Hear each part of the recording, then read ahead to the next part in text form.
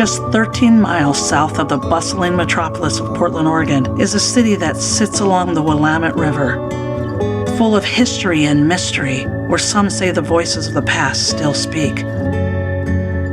Oregon City was founded in 1829 and was the first territorial capital of Oregon. It is the official end of the Oregon Trail, with settlers traveled thousands of miles of hard terrain and heartache to find a new home. It's a place where indigenous people fished and traded and made their lives in the bounty that is the Willamette Valley. Today, Oregon City still attracts visitors who come to experience its beauty on and off the river. You could still find historic sites and homes in Oregon City that bring you back to the days of the past, where families lived and loved and made memories. Some people say they can still be seen in the windows and heard in the halls. One of those sites still standing is the Ermatinger House that lies in the historic McLaughlin neighborhood. It's the oldest house in Clackamas County and the third oldest house still standing in the state of Oregon.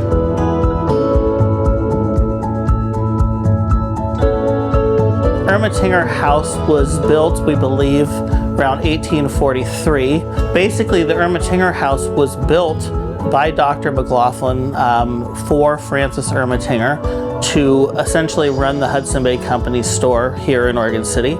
And Francis Ermatinger moved into this house, but he only stayed in this house, we believe, a few years. It was right around the 1990s that I started getting connected with the city. I was actually in high school working at the end of the Oregon Trail Interpretive Center. As I got my job at doing Parks and Recreation, the city kind of asked me, would you be interested in being a guide at the Ermatinger House? And that's kind of my first connection with the house. I had heard some ghost stories about the house. I knew a little bit of the history of the house. My name is William Becker, and I became involved with the Ermatinger House in 2008. I was on a ghost tour with Rocky Smith's through Northwest Ghost Tours, and that's the first time I'd heard about the house, and the first time I'd heard about the histories, and the histories that continue to repeat themselves in the house. I'm a psychic medium. I have a bachelor's in history. I was raised by a history teacher. I saw my first ghost when I was 8 or 9. It was another little boy the same age, so it was all cool. The beings that live here are repeating the history and reliving the history that was here before. These houses had parties. These houses were social. And this one seems fairly small, but still, they had the protocols, they had the social activities, they had the business. This was the seat of civilization on the West Coast.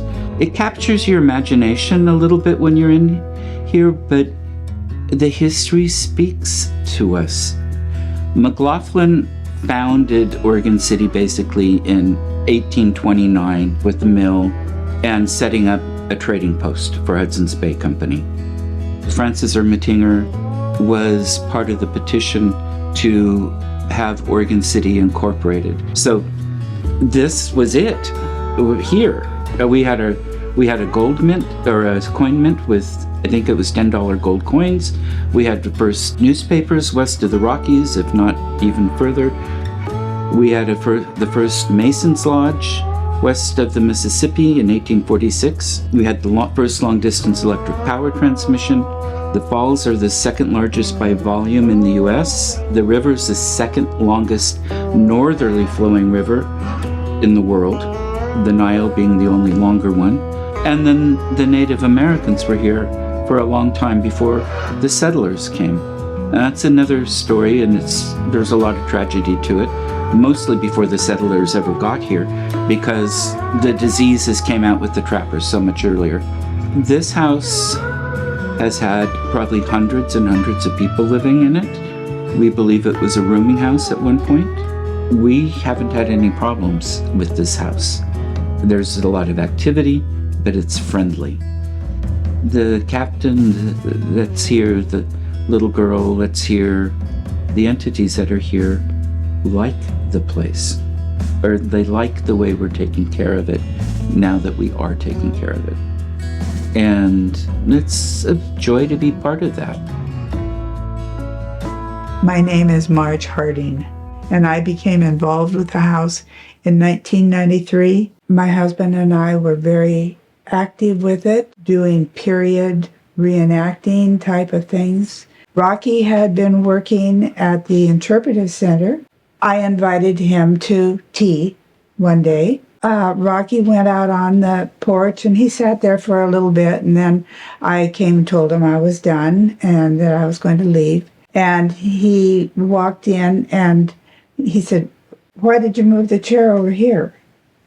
And I said, "What are you talking about? I didn't move the chair."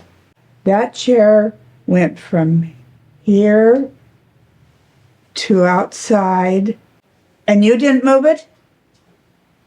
No, Rocky. I was on my way out the door. I wasn't going to be moving furniture around. And he said, "Oh my." I'm Gail Hamilton McCluskey. I am a board member for the Friends of the Ermatinger House. We're a 501c3 organization dedicated to maintaining and promoting the history of the house itself. I'm not really what you would call a psychic, and but I'm very intuitive. I was open to hauntings and the paranormal, but I'd never had experiences with them until I came here and started participating in activities and events. One of the big ones, and one of my first events, or encounters, I should say, was when we put together a tour, what we called a ghost tour. I can't remember what we called it back then, but basically it's a living history opportunity for people where you set up various events and various vignettes in different rooms of the house. The guys were sitting around a table. They were playing poker. Well, about toward the end of the night, I started hearing something like something scratching on like nylon. And the guys were frozen. They were supposed to be frozen in their vignette beforehand. And I finally stood up and I looked, and Kevin's hands are on the table. All of them have their hand on the table, and he goes, "It's me." And I went and I sat back down, and it kept doing it. I didn't go back there for the rest of the night, except when the rest of the people were in, because it didn't do it during that time. My other experience was just last Christmas. We sit in here and we do a demonstration of how to make period ornaments. As we were getting ready to clean up at the end of the day, I couldn't find my water. And the table was like right here, and where we were working, and somebody goes, "Oh, here it is," and it was on a table over across the room next to the window.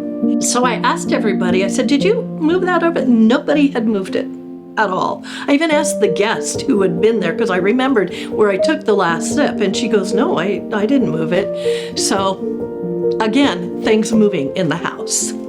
Actually, that first day that I worked in the house, I walked across the street and I came to the front door of the house, and I unlocked the front door of the house, and the front door of the house opened by itself.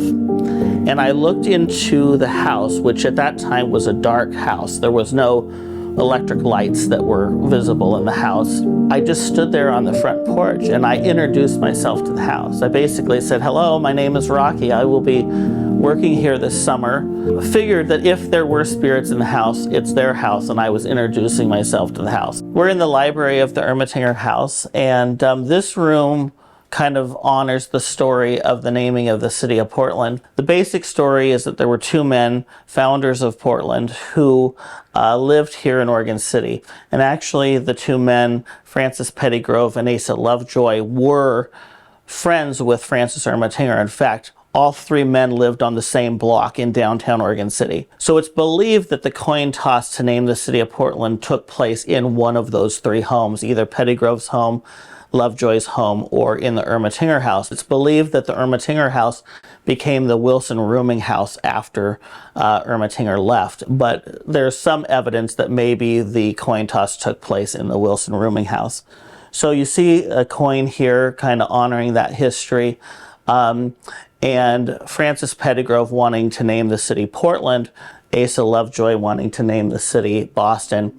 And of course, history was made when they flipped the coin naming the city of Portland. The previous caretaker who worked for the city prior to myself, that she actually lived in the house, and that she lived in the house upstairs for some time. And she told a lot of stories about the house and the hauntings or the spirits of the house. She told a story of basically being awake at night listening to the house, and she would hear a coin downstairs in this room dropping on the floor, and several times she would get up in the middle of the night, come down the stairs into this room to see what the noise was, and would find nothing. We're in the children's room at the Ermatinger House, and the children's room was one of the stories and ghost stories that I had heard about quite a bit before working here. The story was there was a little girl who lived in the Ermatinger House, and nobody really seems to know what her real name was or who she was. But the consistent story is the ribbons, and that this little girl loved ribbons. And when I walked into the house on the first day exploring the house, I saw ribbons throughout this room. Now, there were ribbons everywhere. Ribbons on the doorknob, ribbons on the crib. There was a dresser here that had ribbons on the handles. I cleaned out the dresser upstairs, and it was in April's room. There was silk dustings in the dresser. I'm going to call it dustings mainly because they were just little fluffs of ribbon that she had torn apart.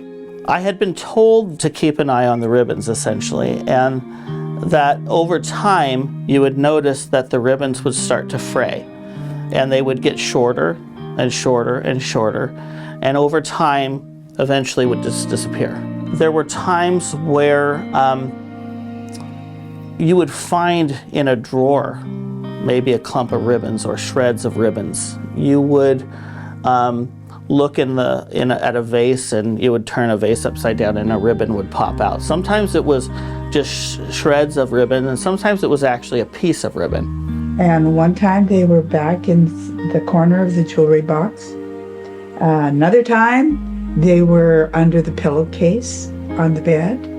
And it just kind of went like that. Definitely some kind of communication was going on, because she just was fixing that ribbon everywhere that she could possibly go. And the ribbon was apparently very important to her.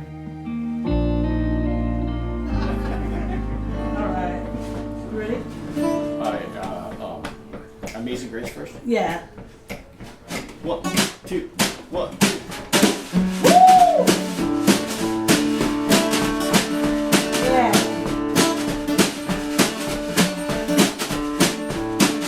Amazing grace, how sweet the sound that saved a wretch like me. I once was lost, but now I'm found. Was blind, but now I see. Was grace that taught my heart to feel, and grace my fears relieved. How precious so deep that grace. I'm really excited. Tonight we are having the first party in the Ermatinger House in over 40 years. These houses were built to be alive and have celebrations and life and live music and people gathering. And now we're going to go upstairs and see if anybody's waking from their slumbers to join the living.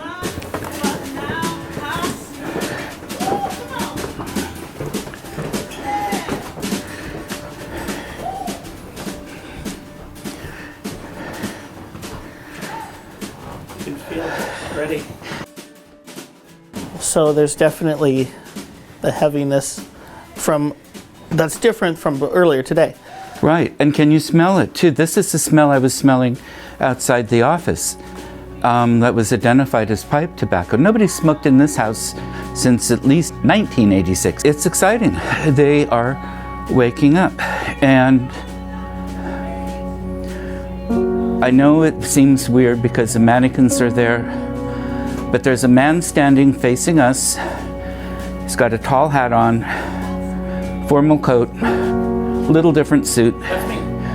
Close, but not quite. His hat is a little taller, his coat has tails. And a woman looking in the mirror, not wearing that dress.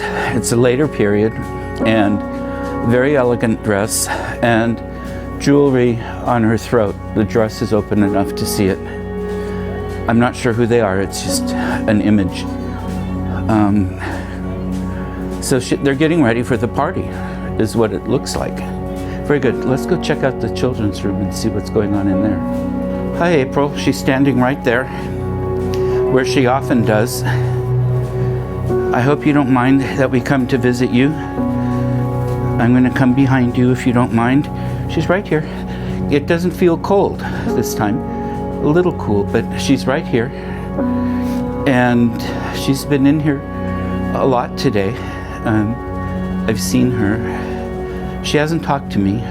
The feeling from her is like there's kind of excitement, but also a little bit of fear. She's on her own this way. There aren't other kids, and she has to absolutely be not seen and not heard. She has to be quiet, otherwise she gets in trouble. Well, and what we've been doing in the house today is not normal. No. So, you know, it has been pretty quiet, I think, in the house, especially upstairs. Right. I felt myself a different energy up here tonight than earlier today, but it's still very quiet. And I think, you know, anytime the house has an event that's a little unusual, things happen a little differently, right? I mean, Right. and so maybe she's not not sure what's going on. That's probably part of it too. And I'm not sure who the gentleman is standing next to the wall there with a tan-colored pipe in his mouth. And he's got a flatter hat on. So do you think that goes back to that you were talking about smelling like The a tobacco smell? It could be, because he's got it. It's a very light color. I don't think it's a corn cob. It doesn't look like a corn cob. It might be a ceramic bowl, or else it's highly polished, light colored wood. The steamboat captain is going to laugh and joke and have a few. I could see him dancing a jig after about 5 shots of whiskey. This guy wouldn't do that, and he'd kind of look down on somebody who did. The number 1920s came to mind, which frankly would kind of fit with the people in the other room. The man was in tails, and the woman was in a gown that was lower cut, it was a little slinkier, a little bit more form-fitting. Well, and another thing that people may not know is during the renovation of the house, numerous things were found in the walls. One of which was a pipe and tobacco pouch, which is downstairs. Yeah, or is it in this room? This pipe was found in the framing of the Ermatinger house during the restoration, so it was in the walls. The color is right. The banding, the pattern's a little different than what I was seeing, but it has similarities in color to it. But it's exciting to me because the house is coming alive. We've had all kinds of things happen over the last week or two and over this last 2 days. Anything from batteries going dead too fast, to equipment not working correctly, to footsteps yesterday and today when nobody was around and it was quiet, and the pipe smoke. And so there have been a lot of things that I think they're welcoming us. I think they want their stories told. That was the promise that I made. That's the promise that you've made. And I feel like that's been a tradition that we've had at this house, is that we know they're here. They just want to be remembered, and they want their stories to carry on. And I think we've over the years done a pretty good job, everyone connected with this house, in doing that. And it's so hard to explain to people it's not just about a house. Right. It's about them. It's about the house and its history, and about the energy that permeates the walls. And all of this is being told in more detail and more enthusiasm and more energy, more people involved than it has been since I can remember.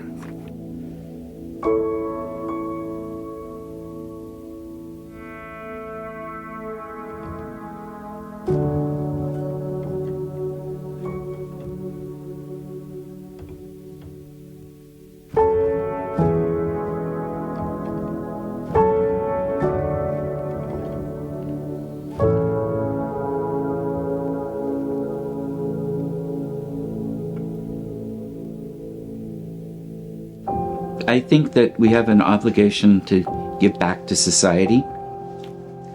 And part of that, for me, is preserving the history and telling the stories. And that includes talking about the individuals that are still telling their stories. Because they have a lot to say. We just need to listen.